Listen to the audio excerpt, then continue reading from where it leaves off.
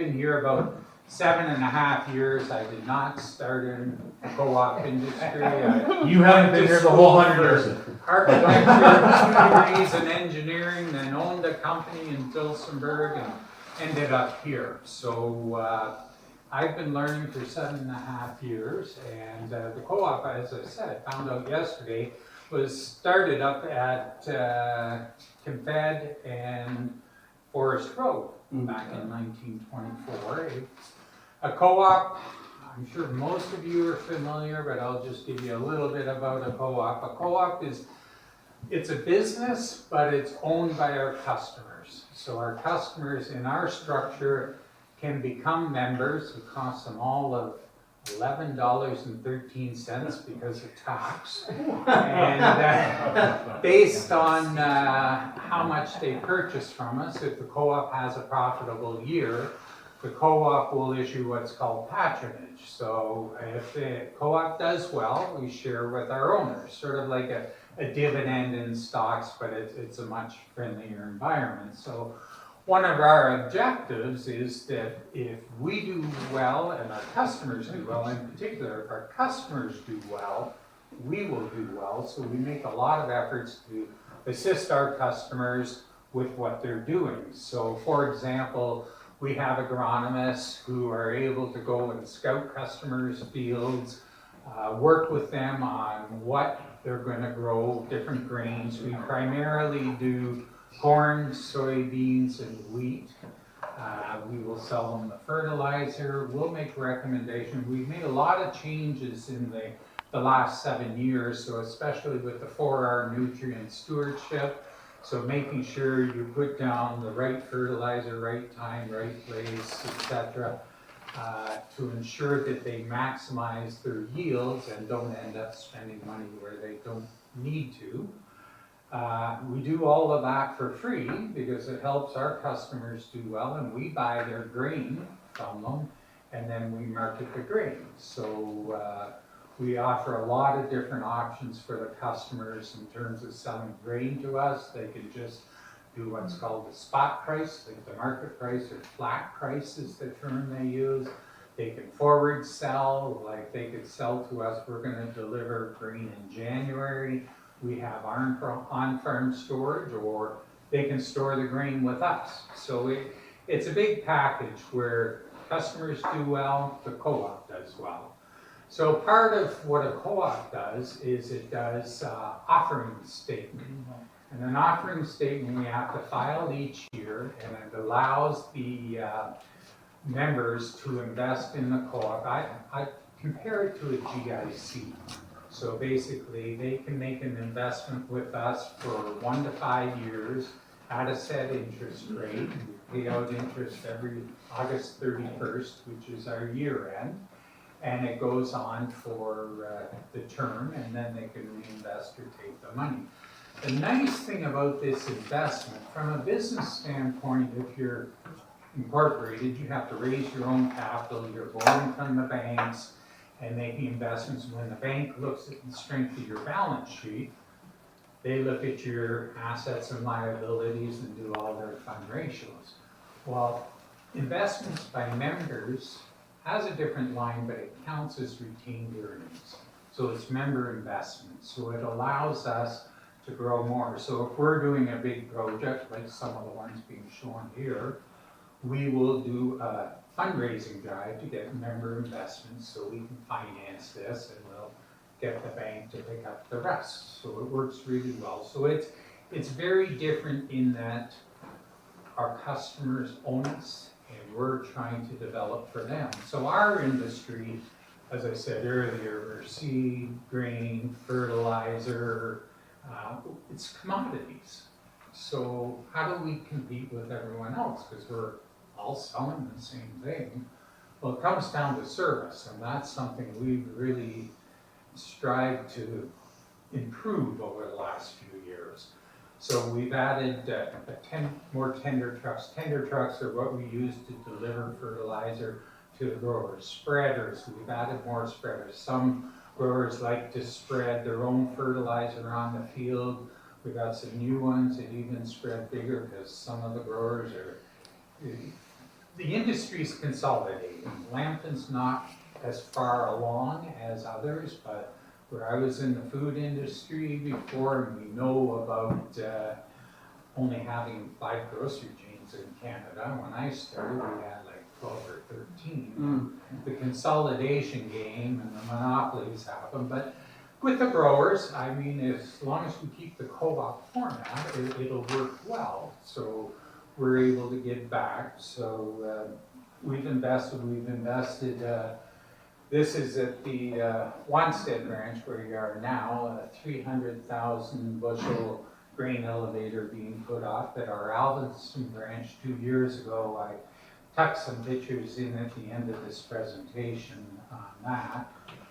We added another 400,000 bushels of grain storage in the new dryer, and we're trying to continue to expand and do that. So that's the south end of the Alvinson back in 2011. So in 2021, we have a whole new grain handling facility. We've introduced technology since I've been here, new software. So I went from coming in and I was going to die having been an engineer and having owned my own business and come into a DOS program. This isn't going to work for me. So we now have clouds. Yeah. So it's amazing what we can do with our agronomists, for example. They can be out in the field with customer, with their iPad. They can do up the field, figure out what they're doing, and they can order the sprayer to come and do a spray job. And when the sprayer is done, the grower, if they've signed up for a free app we have, will get a notification, we've done your field. So they don't even have to go and look. So we can put up 3 or 4 plans. They can choose the one they want. They don't have to come in. They are obviously welcome anytime to come in. But we do a lot of things like that to move things forward. So there are challenges, like the offering letter does take a while to get done. Labor is obviously a challenge for us. The rates you have to pay just keep going up. We've been doing that. As I said earlier, our name of our game is service. We have to provide the service to the customers. And to our customers, you know, if we're in the ballpark on the pricing, knowing they're getting the service, that's a comfort level. Right?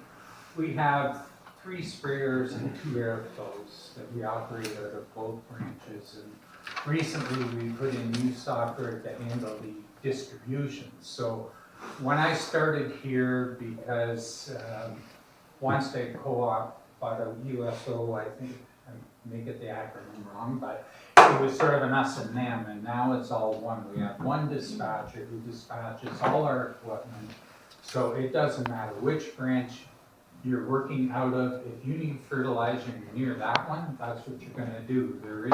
It's one company altogether. So that's worked very well for us. The attitudes have changed. Trying to get drivers, and I'm going to make my little digs here while I can. Insurance is a nightmare.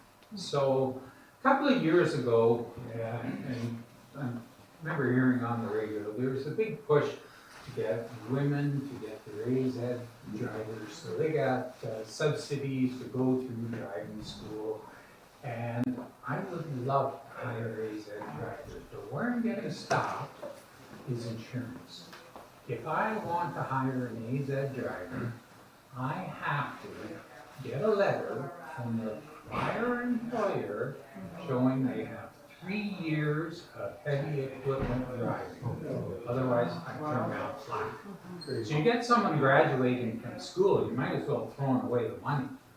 I think government needs to look at some way of subsidizing insurance or doing something so we can hire drivers.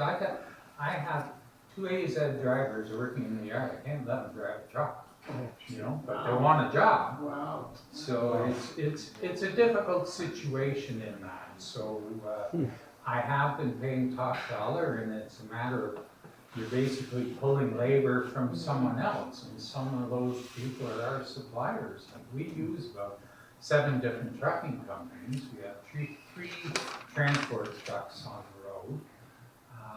The price of equipment is just gotten ludicrous in the last 7.5 years. You know, we bought an airflow 2 years ago. If you saw the big yellow machine, you'll see some at the end.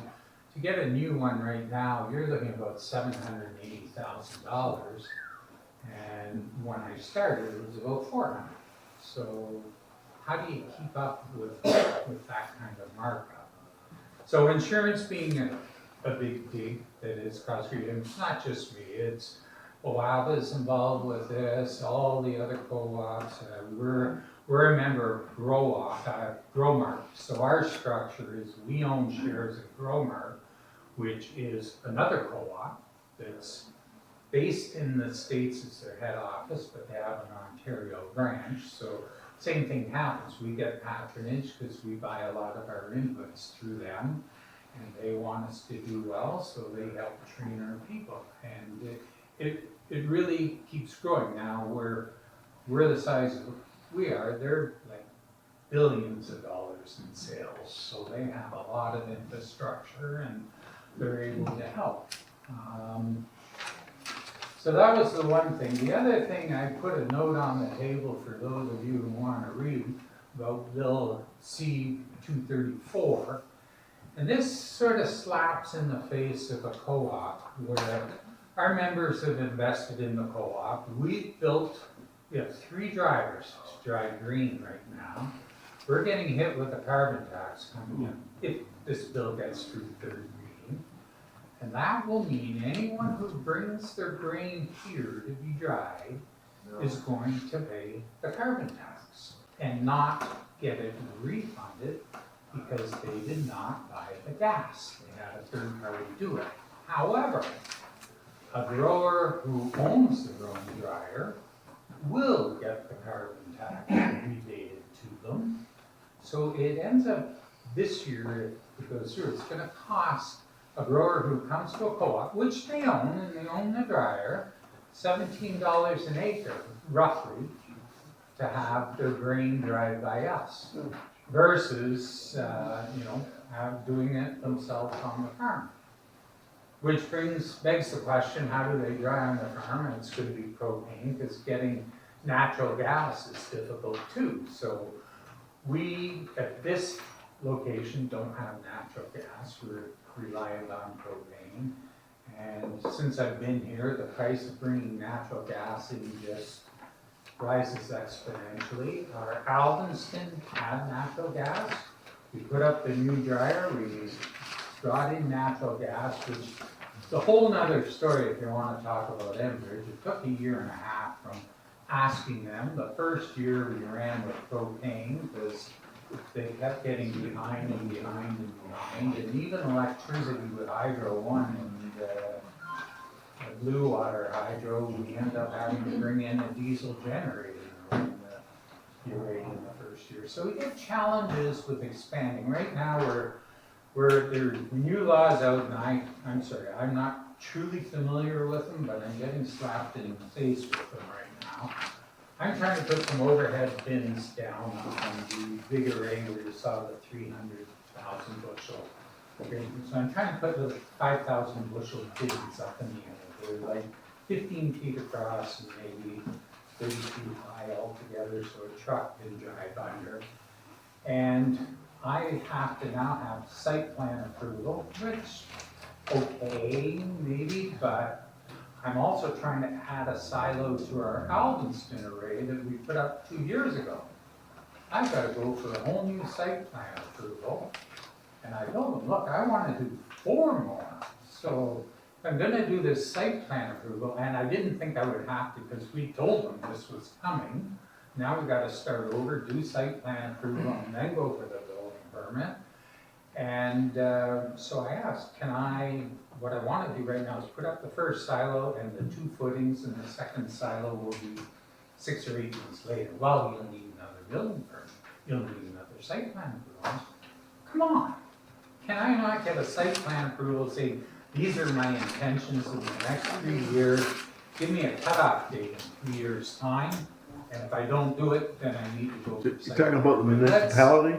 Sorry? You're talking about the municipality?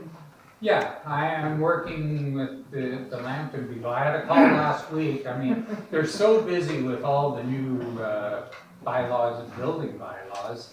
Had a meeting with 5 of them last Wednesday about this site. So I thought, is this the format to ask about Alvinson's? And no, that's a different person. And you're that busy, you have 5 people on a Teams meeting with me, and you can't answer one question. You need to meet with the head of planning, the head of planning at the county of Lambton, bypass some of the other people and go right to the. Sorry? So you need to go talk to the head of planning at the county and bypass some of the local representatives. We've just done that in Warwick Watford, and you can ask for that meeting. So that may make things easier, and you can actually discuss all of those things, because each person is only responsible for each area, but I would go right to Ken, who's in charge of planning, you have that meeting with them. Drop me a name, my cards are on the Yeah, table, and I'll I do that. will, We just went I'll through it. chase whatever. We I just went ordered a through it, survey for this entire site It's because frustrating. I need that, and I was trying to find out, like, for example, this building was built in 2016 when I was here. We didn't have to have a fixed survey and everything, and the 300,000 bushels, they said as long as it was on the lot, it didn't matter. Yes? So I'm gonna throw something out there. Carolyn Cornell's from Watford, we are also in agriculture. And I think people forget, and I think council, and Todd's been very good supporting us in Warwick Township, but we deal with some other townships. Agriculture, we're small margins. We do not have the returns that the big corporations do, like in Sarnia. When we go to Lambton planners, they go, oh, it's only another $10,000. They don't always realize, suddenly you guys are just throwing out another 10% on our project, or our returns are not, or even, oh, it's only 100,000 or whatever. We don't have the margins that the big corporations have, so people have to understand, we try our best to keep food reasonable for our consumers, and we're not seeing, and it starts at the farm gate level, but we need support of council and people that work within our different townships to help ag, because we are struggling with the cost of equipment. Planter 3-4 years ago was about 300,000. Today we're looking at $750,000, and we don't know how we're going to continue going on with this. And I feel real, it's frustrating for especially our young farmers trying to get in the industry, and we need pushback on these costs that are coming down. Site plans, frustrating as Dickens. We just reduced all our fees. We Yes. just reduced all of our fees were reduced by 50% because we were running into that ourselves in our own communities. We can't use big city formulas Thank you, for rural Todd. communities. I just sent an email to the senator that's stewarding Bill C-234, and the guy that owns the bill asked for an exemption for co-ops, and they contact you. You can contact me, but Russell Hurst with OABA would be a really good guy to contact, because he's in contact with all the different co-ops And I can beyond take a just. note for Bob, he's not here today, but the insurance issue is a provincial issue, but they should be able to do the same thing. It's ridiculous if you want women to drive trucks, and they have to have 3 years of experience, because they can't get. And you can't get, so Right, you we've don't, already where required the you license can to drive get a a job person. role is, you go to self-insured companies. You take the big transport companies who self-insure, who can take that risk, that we can, hire them at whatever level they want down here, after 3 years, decide if they're gonna keep them. This is my opinion, this is my version of life. Hire someone down low with no experience, 3 years, yeah, they can go anywhere, so do you bring them up and keep them, or let them go and bring in cheap labor? So that's Peter's story. Don't say that that's don't worry, your Hurst, H-U-R-S-T. He's with the WABA. I mean, No, it's good, I got your card, so. okay. So yeah, like you're talking about 10 out, I just spent 12 grand on getting a survey here so I can get going with this project. Keeping my mouth shut, I was being blunt. Just trying to get these things through, and I have the whole package is on site. I bought all of it. It's here. It's ready to go up. I've got a contractor ready to go, and I'm stymied. My own fault, yeah, because I didn't realize all the laws had changed, and I've have to jump through 20 hoops, but it's difficult with that. And the co-op, I mean, the industry as a whole, world issues impact us as well. So the war in Ukraine and what it did to grain prices. And, you know, we're very fortunate. We have a good bank that worked with us and helped get us through and realized, and we work very closely and believes in what we're doing in the co-op. So we got through. But back in, it was 2008, there was another co-op that just ran out of money, and it was grain, just the market goes. Like, you get margin calls, because what we do with grain is there are two components to the price of grain. One is the market, so the CBOT, Chicago Board of Trade, sets a price, and then there's a piece called the basis. So the basis incorporates, call it our handling fee, or we store it, and we will store it as, in theory, most years, as the season goes and harvest is done, grain has more value because it's not out there to have. In harvest should be your lowest price. And the other piece the basis does, because the CBOT is based on US dollars, it handles the conversion. So exchange rate flying around is difficult to deal with too. So we hedge both the grain and currency just to protect ourselves. We don't speculate here. We are a co-op. We are not risk takers. We play everything very safe and try to share and offer the best value to our customers. What else did I have on my little cheat sheet? I've been ranting, so. I forgot about the fertilizer tax and tariffs. Fertilizer tax is another, well, the tariff. So the fertilizer tariff last year was interesting because different companies took different approaches. We didn't buy stuff from overseas, so we weren't subject to the tax. But our cost was subject to the tax when we bought it.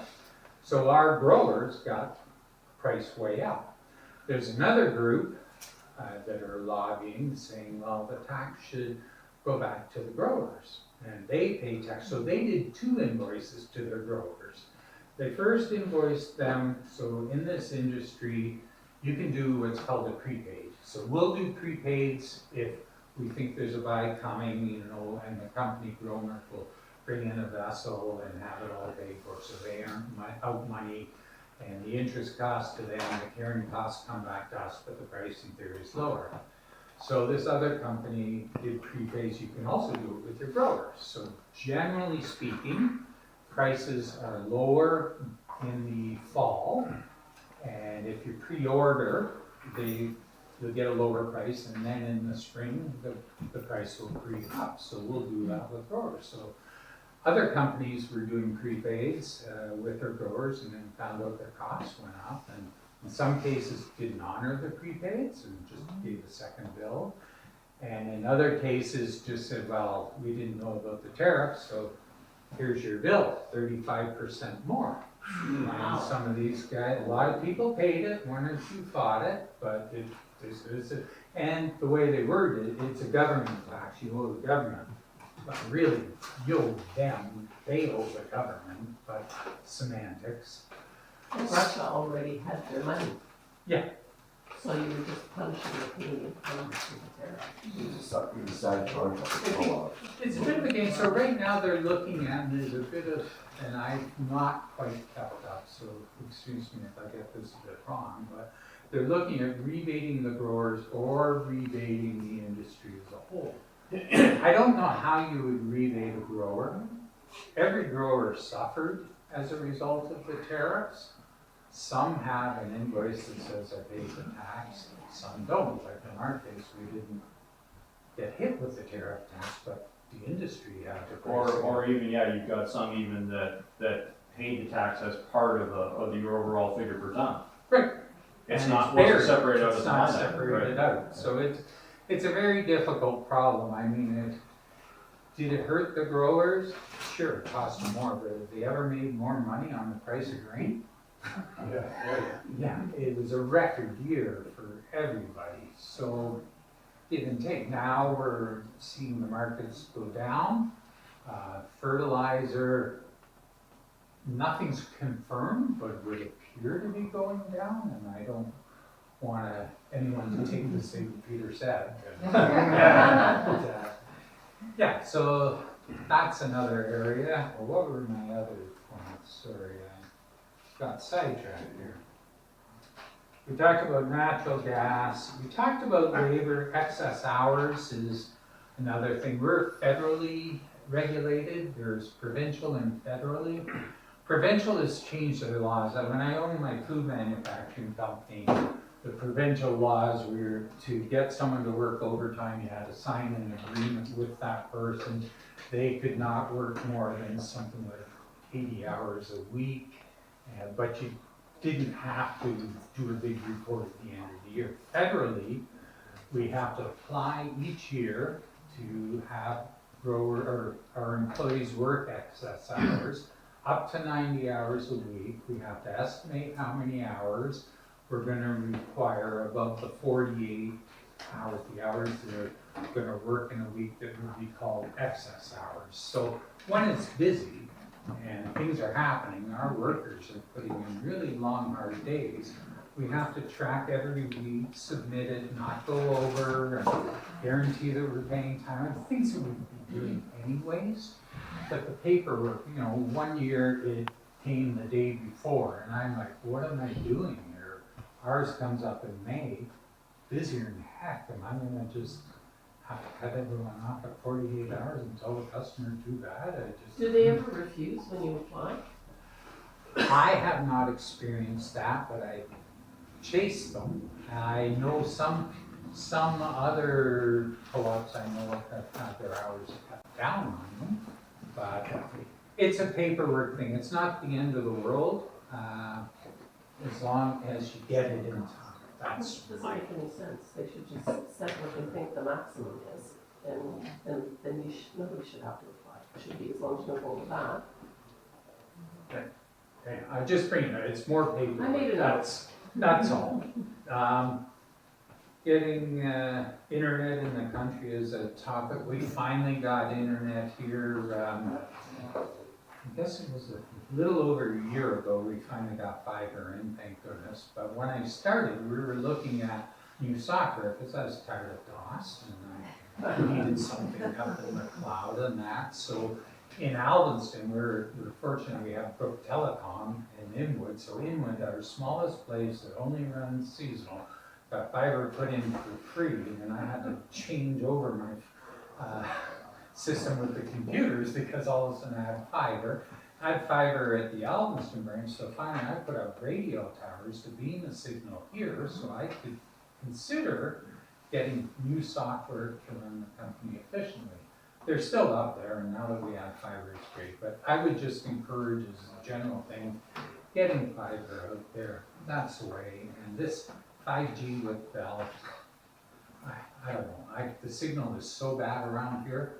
We lose phone calls in the parking lot here. And I put in an IP phone system because ours is so old, and I'm getting complaints that since I've done the phone system that's coincided with Bell's 5G, it's no good. Now, actually, it's really good. But if you're calling from a cell and you're standing on Confed, sorry, you're gonna have problems. So that CN is another one. We have the tracks to the south of us. And because of the overhead bin moving near the tracks, I started reaching out to them in November to get permission, make sure we had the setback they needed. I didn't want any problems with the trains. What we're doing is very small, and if it tipped over, it's still gonna get near the tracks. So I just want to know, it's gonna be on our property, not infringing, are we okay? Get an answer. I got it. They have sort of a central hub. I got an answer saying we'll get back to you. Got an answer from a person, emailed back, but it goes to a general box. By March, I gave up. I sent them a note saying we're building in 2 weeks. You know, bit of a bluff, but whatever. They didn't get back to me. So when I did talk to the county here, they did say, well, send us all your notes from CN, we'll give you a hand. I thought, perfect. Not that it'll help us much, we don't have a really big relationship. Well, and you should call me, because I get called a lot to basically poke the bear, and I have a direct line I to their know. Ontario operations, so. So, they're giving it a go. I don't wanna hit them from too many sides. They're Did the terrible. skiing before, but, yeah, it gets frustrating. So, those are my gripes at present, but questions, let me entertain questions. I've been talking, I do have some of my staff here. I have my grain merchandiser who can answer any questions you may have about the grain market or understanding it. I have an agronomist, he's got his 4-hour nutrient stewardship, all the certifications you need, so we can talk to you a bit about that if you have an interest or equipment. But the co-op's doing well, and we're trying to expand, and little roadblocks, it doesn't matter what business you're in, you're getting in. When I was in the food industry in Macau, let me tell you, I was doing 60% of my sales in the States, and I woke up one morning and they were gone. 450 people working for me, it was not done. Yes, So the one thing that we talked about there is natural gas. sure. That's one thing as a councilor has bothered me for a lot of years, and I've told Enbridge this, way back in Union Gas. I just don't understand why they won't expand here. I know they are doing something, But I talked to lots of farmers that are drying with propane, very expensive. And here I couldn't imagine what your propane costs would be. But, you know, when I hear them talk about they want to build more ships, more terminals to ship our natural gas out of the country, that just causes me to come out of the chair about 6 feet. Let's expand natural gas in our own rural districts, and, you know, for people like yourself here at the co-op, reduce your costs by, I'm sure, over 50%. Yeah. Over Yeah, 50%. yeah. I've seen this even in a town that I previously lived in, up in Whiterton, where they didn't have any natural gas. And I know the church that my wife and I went to, they had oil furnaces and stuff like that. When they brought natural gas in to Whiterton, it reduced the cost at that church by 65% in their heating costs. And so I know with these giant propane tanks, so, you know, every time I get an opportunity, and I'm not patting myself in the back, when I talk to Enbridge, you know, things like this, I tell them, why don't you expand in our rural districts? And I get farmers on Churchill Line, one farmer goes to church, at our church, Wyoming Baptist, and he can look down the road and see the natural gas lines, and he's a big operation. I'm not gonna mention any names, Yeah. but, yeah, they want, I forget how many hundreds of thousands of dollars to run a gas line down to them. You just can't do it. For us, the volume of natural gas we do, and I've had it looked at a couple of times, the last time the guy said, it's only gonna be about 40% more. I'll ask what you really want me to go through the design with the new regs, but ours would have to come from the south end of Wyoming because of the volume of gas. And what's cute about it is if we were to bring in natural gas, we would pay 100% of the shot, unless we could get some other growers to come on board with us. And once that's done, a year later, anyone can connect to that line. So wait the year, let us spend the money, wait the year, and you can connect for free just from the road in. I mean, come on, you know, there's gotta be some caution, and we've looked at it, and right now, yeah, the propane's expensive, but where are we going? They keep talking about bringing natural gas everywhere, but So there's a new provincial funding formula coming this fall. We've been working on this in our community as well. It's going to be economic based, so they are changing the formula. I was just talking to the minister not that long ago. So it'll be interesting to see exactly what that does, but that would give you the opportunity to make a business case for the expansion of natural gas for your facility, just like it will for the larger farmers. I'm hoping that's what it's going to look like at the end of the day, but that's what we're told it's going to be economic based, where people make a business case for the community when it comes to it. So there's a new formula coming. I don't know exactly what it looks like yet, but we're waiting in our community to see what that is as well, and we're gonna make our case to the government at that time. You need that funding, that provincial funding as, to make it work, or like you said, otherwise it costs you hundreds of thousands of dollars and everybody else can jump on. We've had that happen in our community, smart farmers that have invested into the infrastructure. One might be here today with me. And it is frustrating. So we have been lobbying the government, our municipality has, for the last little while on this, and we're hoping that this new formula that comes out will be in such a way that you can make a business case to get that expansion, and then other people in your community, in your area, can also jump on that as well. So we'll see what happens, but we're waiting to see what that's gonna. Any help or grants to make it happen. I mean, it's not just us. When you think of us, think of 500 owners. We have about 530 members. So it's not Wanstead, it's the whole farming community you're helping. And there's carbon tax. Out of our 530 customers, maybe 20 or 25 drive themselves. I may be wrong on that number, but you know, you're hurting the rest. You're not just hurting the farmers. I mean, the carbon tax hurts the farmers, but then they have to ship the grain to get processed, and there's carbon tax on that, and then they have to ship that back to the grocery stores, and there's carbon tax on that, and we can talk about the corporate greed at the other end, but at the end of the day, you know, people calling my office can't afford to live. So and it's not doing anything for the environment, it's a tax. No, I get that. You know, and grants are good. Like when I owned my food company, I was in Dilsenburg, and came to find out I was 25% of Dilsenburg's water consumption. And, we were a big plant. So I found a way to cut that down and put a proposal to them, and the utilities agreed to help offset some of the cost, and the reason they helped to offset the cost was by our cutting back our water, they would not have to put in a new well.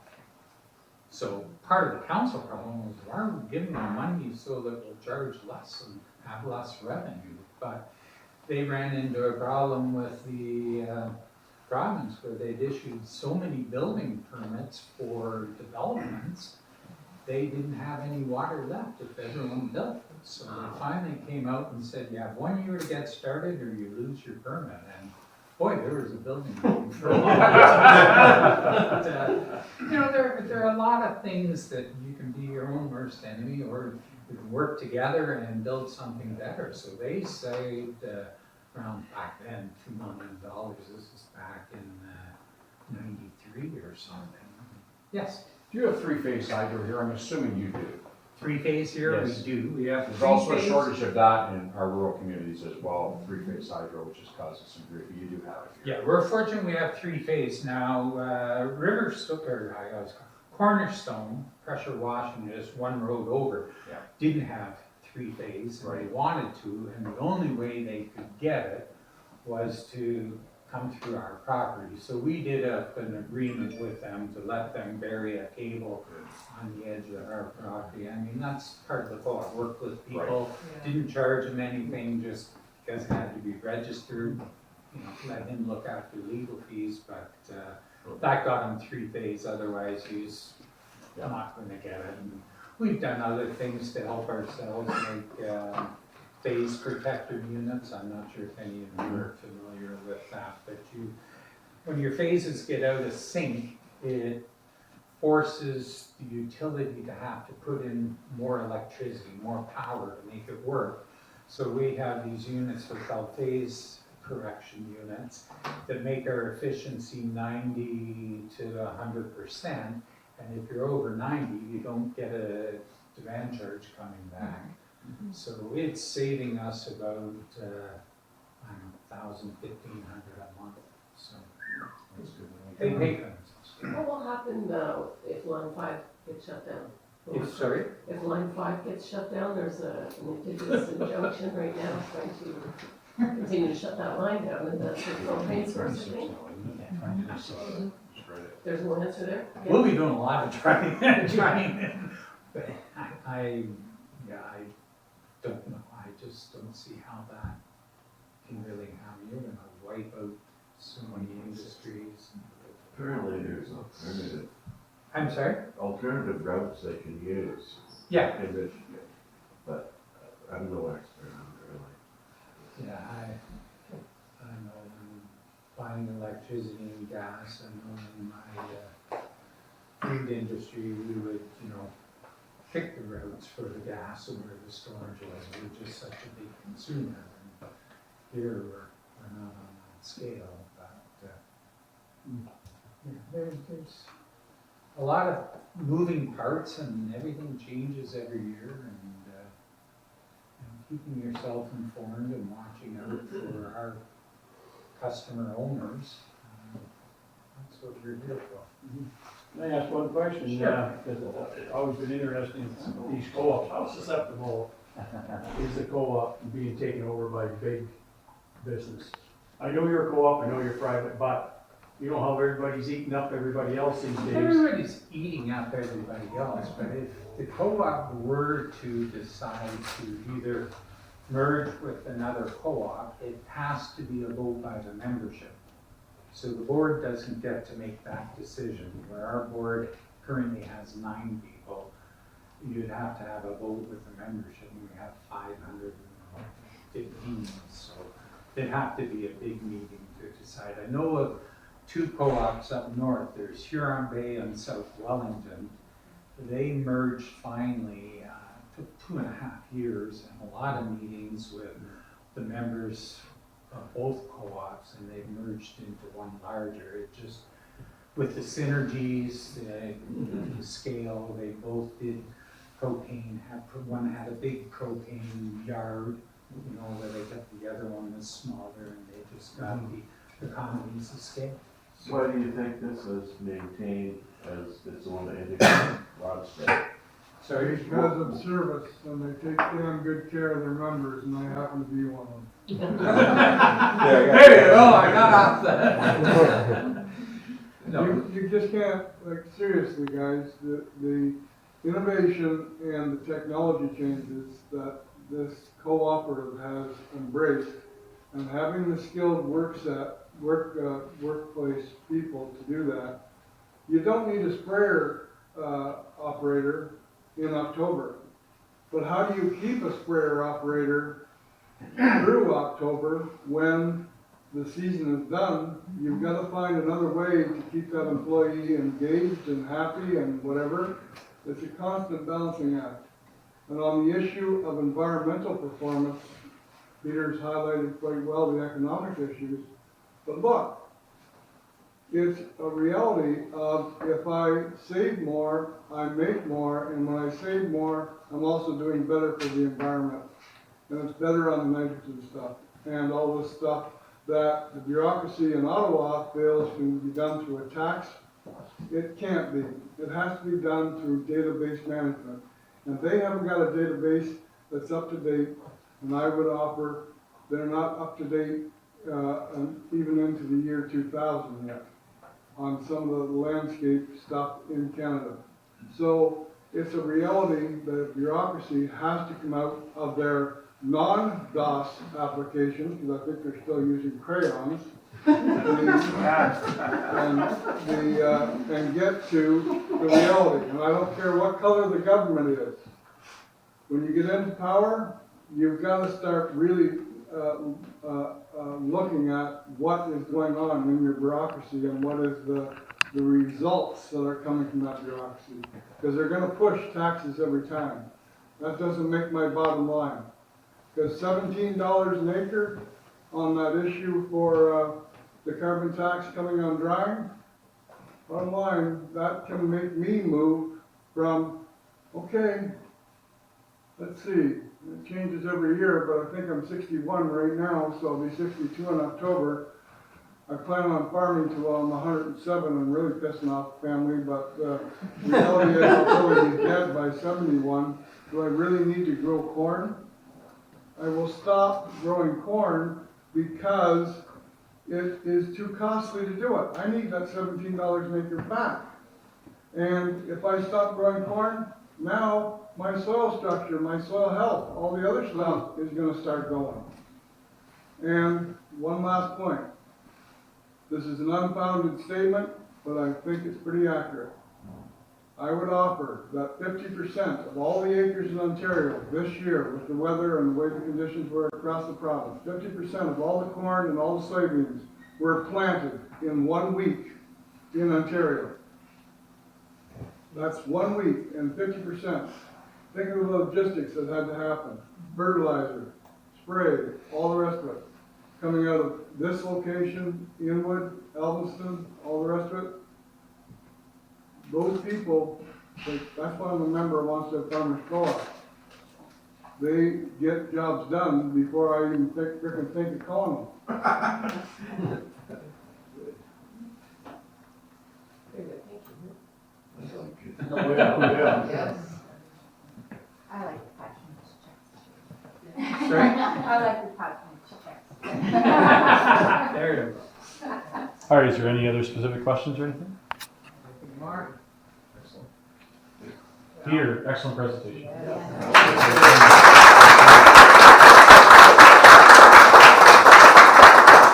Thank you. It was sort of off the cuff and maybe a little blunt for the group, but We like very clear, it's very clear. all these issues are near and dear. Just direct. I have one comment to make.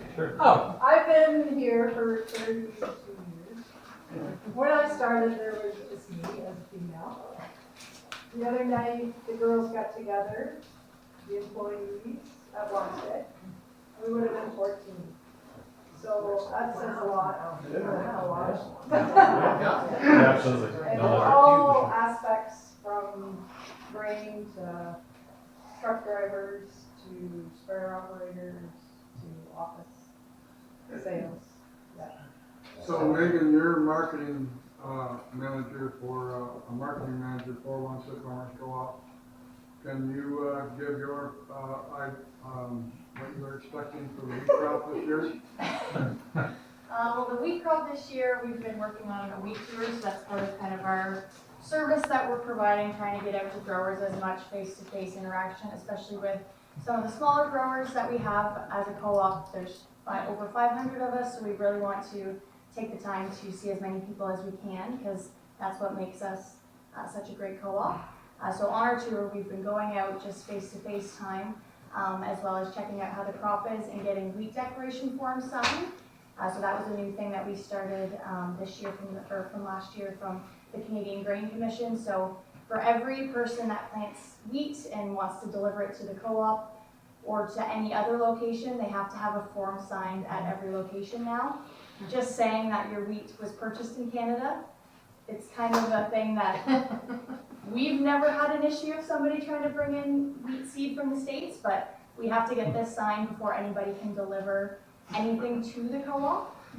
So it's just the thing that says, yes, I bought my wheat seed in Canada. It's kind of the Canadian Grain Commission. Kind of just a throwaway form that we need to have now. Every single year they need to sign one. So we're trying to get this done ahead of time just to kind of reduce issues at harvest time, because we can't send a truck until we have it. We can't dump anything at the elevator until we have that form signed. So trying to get that done ahead of time to help our growers that way. But in terms of the crop, when we're going out, things were definitely very dry there for about a month. Took the top off of the crop, I think. But overall, things are holding on. They're filling really well in the kernels. And I think we have kind of an average to slightly above average year still in the potential this year. So waiting to see what happens. Obviously, we're planning for everything, planning for a very quick harvest, I think. Usually wants to come in all about a week. So definitely some logistical issues there, but we always make it through. So that's kind of what we're seeing from our end of things, but definitely will be sneaking up on us soon and looking forward to the year. Okay. and thank you everybody for putting us on your route today. I enjoyed the No, we appreciate you hosting us, Peter. business cards are there if they want to follow up with any questions, Okay. feel free. But And then, it's yeah, really if I nice can, to be I right. guess if somebody wants to have another cooking coffee here, but then we'll be on the bus here shortly and we'll head to our next stop. Options out here, this way or that way. Okay. No, we thank you very much. Thank you very much for hosting us, Peter. Thank you.